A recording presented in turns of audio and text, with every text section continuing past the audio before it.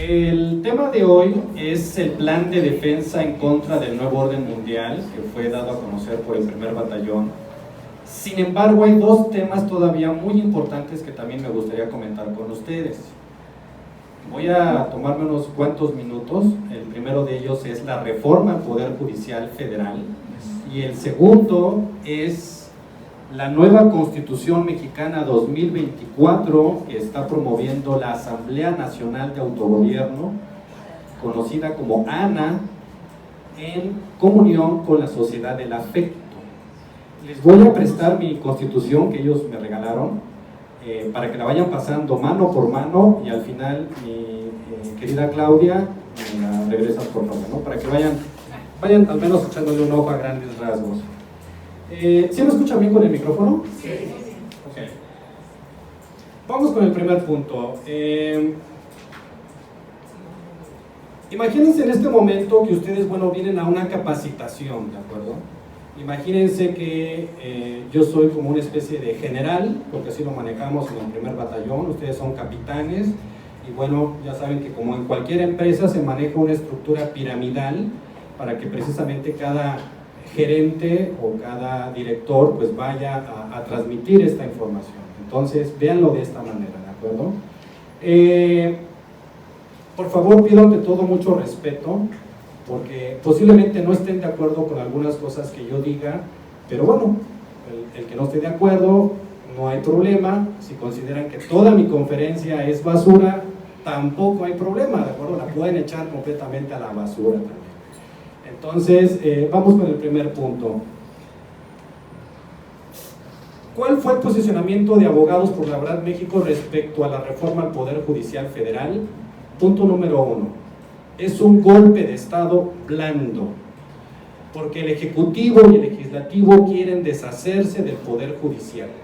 Es un obstáculo a muchas de sus acciones que ellos están planteando y quieren quitárselo de encima, lo cual es sumamente grave, porque hay que recordar que está la división de poderes que promulgó Montesquieu, donde precisamente debe de haber un equilibrio entre estos poderes, un sistema de contrapesos. Y lo que ellos intentan hacer es prácticamente implantar una dictadura donde eventualmente el partido en turno va a acomodar a modo a sus jueces y magistrados para que sean votados. Y lo más grave, lo más delicado de esto, querido público, es que la delincuencia organizada va a meter sus manos. Si ustedes pusieron mucha atención durante todo este año que fue de elecciones, muchos presidentes municipales, muchos candidatos a diputados fueron asesinados, porque o no se vendieron o no hicieron lo que se les pidió. Entonces imagínense el próximo año, prácticamente será a mediados de junio cuando tengamos que elegir a jueces y magistrados federales, pues muchos de ellos posiblemente también los haya colocado o los pueda colocar el crimen organizado, ¿de acuerdo? Además de que esta forma de elegir democráticamente a los jueces es completamente incorrecto. Los jueces no están para simpatizar al público, no están para hacer campaña y mucho menos para vender campañas electorales. ¿De acuerdo? Eso no es la función de los jueces. Y más aún, los que saben ya del tiempo programado, más o menos de cuánto se va a llevar a cabo la votación de todos estos jueces, calculan que va a ser entre 4 horas a 4 horas con 30 minutos por persona para que procedan a votar. Imagínense, es algo completamente impracticable. Hay que recordar que a nivel federal son aproximadamente más de 1,500 jueces federales, y a nivel estatal, porque esta reforma no nada más es del Poder Judicial Federal, también se va a dar en cada uno de los estados. Hay más de 8,000 juzgadores en toda la República Mexicana. O sea, es algo sumamente monstruoso, ¿de acuerdo? Prácticamente el México que conocemos podría desaparecer en muchas de sus libertades que tenemos. Cierro este capítulo pequeño, nada más era un pequeño preámbulo de nuestra posición en Abogados por la Verdad México, y ahora vamos con el siguiente punto. Sí, Cristina. Nada más preguntarte, si quieres al final respondes, una alternativa, porque este Poder Judicial que tenemos está súper corrupto también, entonces, ¿qué haces, no? Bueno, respeto tu punto de vista, no lo comparto. Esto que nos han vendido mucho los medios de comunicación de que todos los jueces son corruptos, está completamente podrido al sistema, es completamente falso. Las quejas que tiene el Poder Judicial Federal no pasan del 10% y se ha sancionado a menos del 5% de los juzgadores federales, ¿no? Lamentablemente muchos de los abogados en México también han promovido esta falsa percepción, porque casi todos los abogados en México dicen, es que todos los jueces son corruptos, ¿no? Es que el juez me pidió dinero. No, el juez no pidió dinero. Tú le estás pidiendo dinero a tu cliente para justificar tu trabajo. Y eventualmente cuando la resolución sale adversa, siempre dices, es que a pesar de que le dimos dinero al juez, falló en nuestra contra. No, no falló en tu contra, es que tú eres un mediocre. Tú eres el corrupto como abogado. Y déjame decirles otra cosa. Yo he leído la Constitución de Argentina, del Perú, de varios países de Latinoamérica por las conferencias que me han invitado a dar, y les puedo asegurar que la Constitución mexicana no les pide absolutamente nada a ninguna constitución del mundo, nada, ni tampoco nuestros juzgadores federales, ¿no? Y también quiero hacer un pequeño preámbulo. Las resoluciones de nuestros jueces federales están muy a la altura de las circunstancias, ¿eh? Yo leí la resolución de Uruguay, recuerdan la resolución del juez Recarey, donde impedía a todo el Estado uruguayo que aplicara la vacunación en el país. ¿Sí? No sé si recuerdan ese caso, que fue muy sonado. Bueno, no quiero quemar al juez Recarey, pero realmente fue un juez que se pasó por el arco del triunfo la ley de amparo uruguaya y la Constitución uruguaya. Fue realmente un fraude procesal lo que hizo este juez. Claro que yo estoy del lado de la resistencia, claro que yo estaba en contra de la vacunación, en contra de los niños, pero eso no justifica que el juez Recarey, junto con el otro abogado, que fue el abogado postulante, cometan una serie de arbitrariedades para dictar una sentencia de amparo que prácticamente se están violando todas las leyes. O sea, éticamente eso tampoco es correcto. ¿Sí me explicó? Entonces, eso es algo que está también por ahí escondido, ¿de acuerdo? No me quiero alargar más sobre este punto. Nada más un favor, mi estimado Claudio. Vamos a irla pasando así rápido, vamos para que vean la portada. Y vamos con el siguiente punto. La Constitución o la nueva Constitución de Ana. Bueno, creo que ya muchos de ustedes han escuchado la nueva Constitución, y si no, pues la vamos a comentar. Vamos a abrir dos apartados, un apartado de forma y un apartado de fondo. En esta Constitución, ¿me la prestan tantito? Aquí está.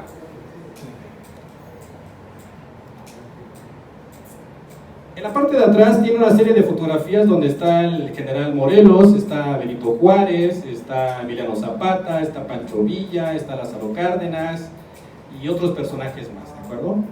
Es una forma de legitimar el documento, ¿sí me explico? Es una forma de decir, mira, ética o moralmente, si estas personas estuvieran vivas, lo estarían apoyando.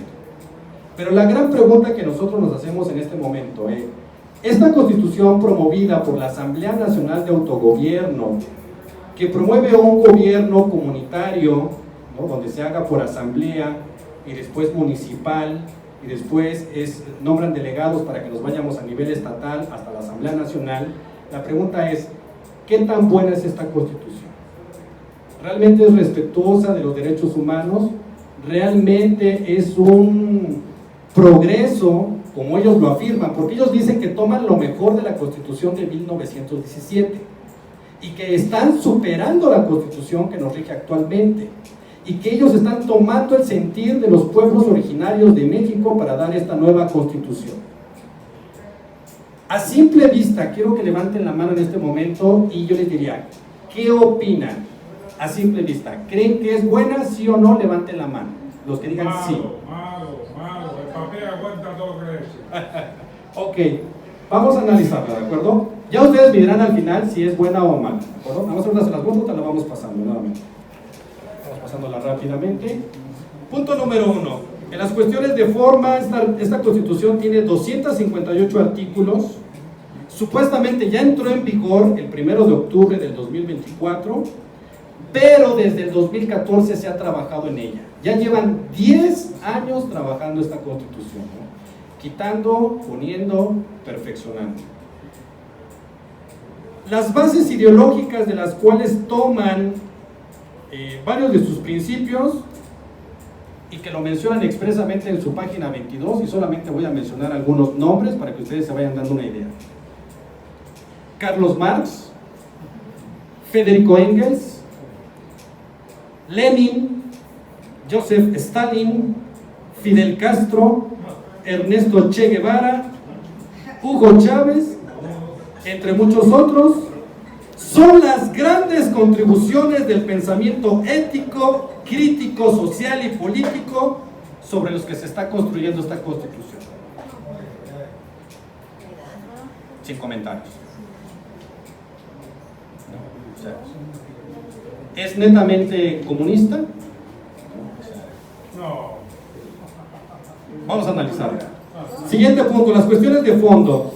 El primer error que comete es que no diferencia con claridad lo que es la parte dogmática de la orgánica. ¿A qué le llamamos eso nosotros los abogados? Bueno, en las constituciones actuales que rigen a nuestro sistema jurídico, el sistema romanista, desde México hasta Argentina, pasando por Portugal hasta Alemania, las constituciones se dividen en dos secciones: parte dogmática, donde se establecen todos los derechos humanos en los primeros 20, 30 artículos, y la parte orgánica, que es donde es la división de poderes y cómo va a funcionar el Estado, ¿de acuerdo? Es una forma muy fácil, muy didáctica, muy organizada de construir una constitución y captar rápidamente su sentido. ¿Qué problema tiene esta constitución? Que las garantías individuales están desperdigadas por toda la constitución. Me costó mucho trabajo encontrarlas a todas, ¿no? Y coincidir si efectivamente estaban respetando todas las de la Constitución de 1917.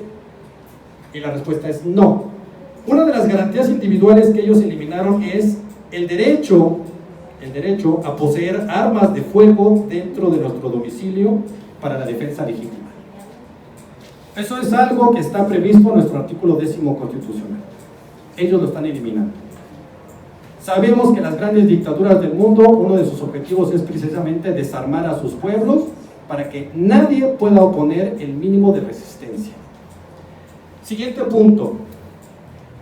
Es falso que haya libertad de expresión en los términos que menciona en su artículo 15, porque dice que la libertad de expresión será plena, pero más adelante en un artículo 135 que habla sobre la radio y la televisión, dice textualmente: no habrá concesiones a particulares o con fines de lucro.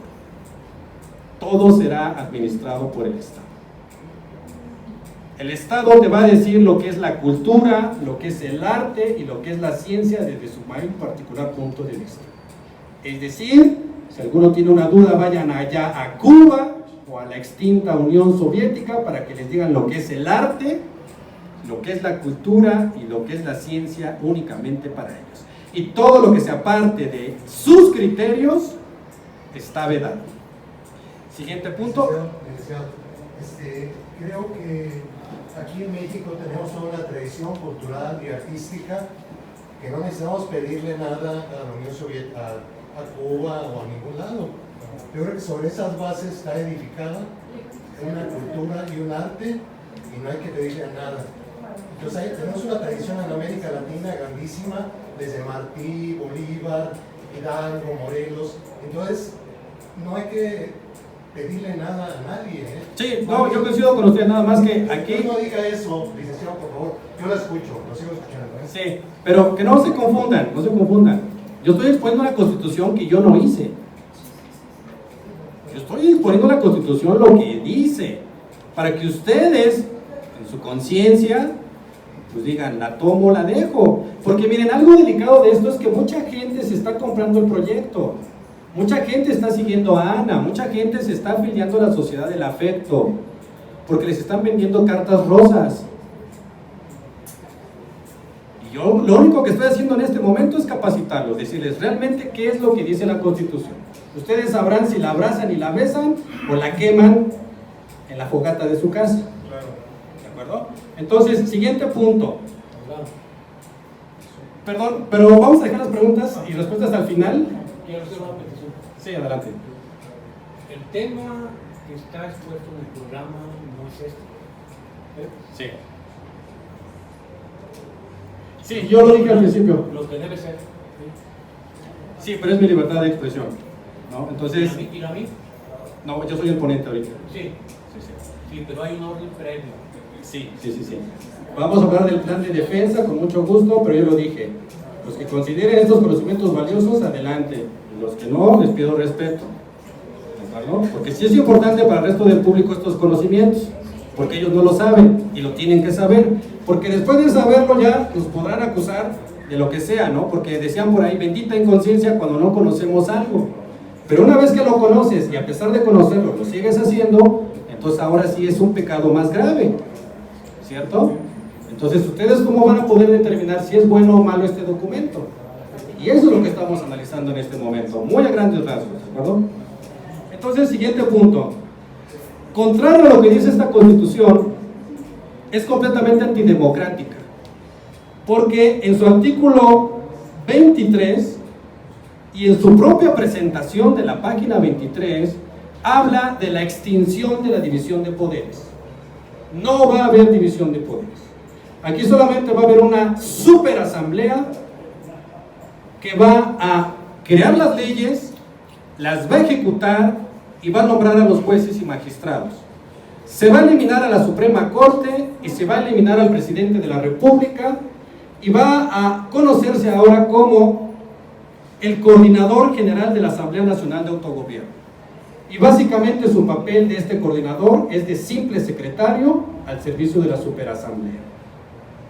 Donde yo he leído casi las mismas figuras jurídico-constitucionales en la Constitución de Cuba. Los invito a ustedes a descargar la Constitución de Cuba. No tiene muchos artículos y se van a dar cuenta que prácticamente es la misma estructura. Yo estoy desmenuzando lo que estamos viendo. Síganla pasando, por favor, para que vayan viéndola.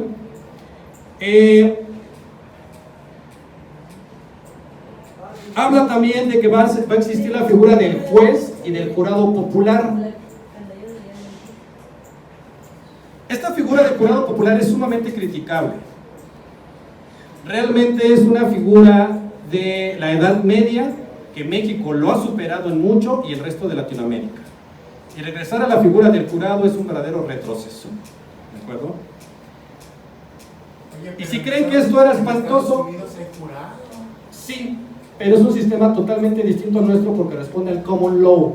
El nuestro es romano-germánico.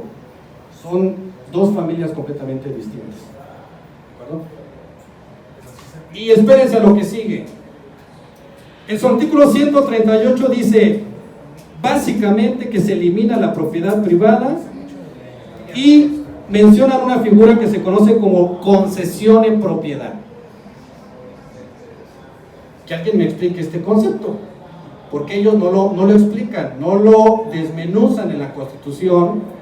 Yo lo traté de investigar en varios libros de derecho civil y constitucional y administrativo, pero este concepto de concesión en propiedad prácticamente no lo encontré. Y digo que es contradictorio porque si se te da una concesión, es un permiso de naturaleza administrativa por parte del Estado para que tú puedas explotar un bien o servicio. Pero esto no quiere decir que seas el propietario, porque el Estado te puede quitar la concesión. Eso está en China, ¿no? En China, en Cuba y varios países, ¿no? Y la URSS.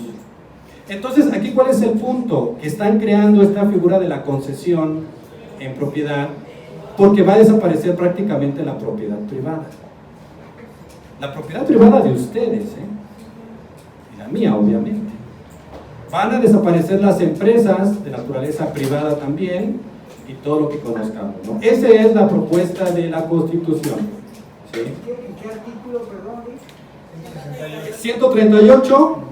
Y luego en el 142 dice lo siguiente: que se va a eliminar el arrendamiento de los inmuebles y se establece una venta forzosa en perjuicio de los propietarios, obligándolos a vender su propiedad y a recibir su precio en un plazo máximo de 20 años. El gobierno pagará el 70% al comprador y el otro 30% lo pagará el inquilino. Y luego del artículo 145 establece la figura de la reasignación de concesiones en propiedad. ¿Qué es la figura de la reasignación? Es, por ejemplo, si le dimos una concesión a Claudio y yo digo, ¿sabes qué, Claudio? Se te va a reasignar tu concesión para que después te mandemos hasta Yucatán, ¿no? Porque nos estorbas políticamente, ¿no? Entonces, si se fijan, realmente es un verdadero retroceso, desde mi muy particular punto de vista. Es realmente un engaño, porque si ustedes son propietarios de su casa y tienen un inquilino en este momento, el gobierno les diría, mira, esa casa la vas a perder a favor del inquilino. Tu inquilino vas a pagar durante 20 años el 30% del valor de esta casa. Y después de que pagues durante 20 años, de todas maneras te voy a quitar tu casa porque tengo el derecho a reasignarla como Estado. Es decir, a propietarios les quito su casa y a los inquilinos también se las quito. Nadie tiene nada. Están en concesión. Todos pobres y felices. Artículo 145, sí. Serás feliz y no tendrás nada, ¿no? Entonces, Jodidos pero contentos. hasta aquí mis breves comentarios respecto a esta Constitución. Nos podríamos llevar mucho tiempo, pero creo que a grandes rasgos, les ha sido una idea.